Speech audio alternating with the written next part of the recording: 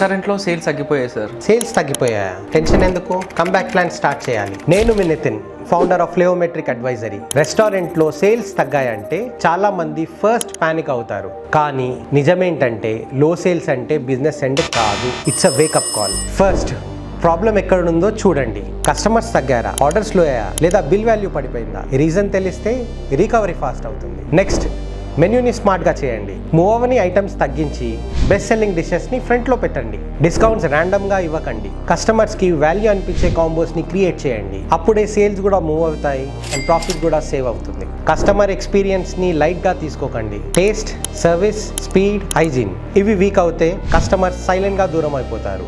And today's biggest point, ఆన్లైన్లో విజిబుల్గా ఉండాలి. Like Instagram, WhatsApp, Google reviews and food apps. And most importantly old కస్టమర్స్ని మళ్ళీ reach అవ్వండి.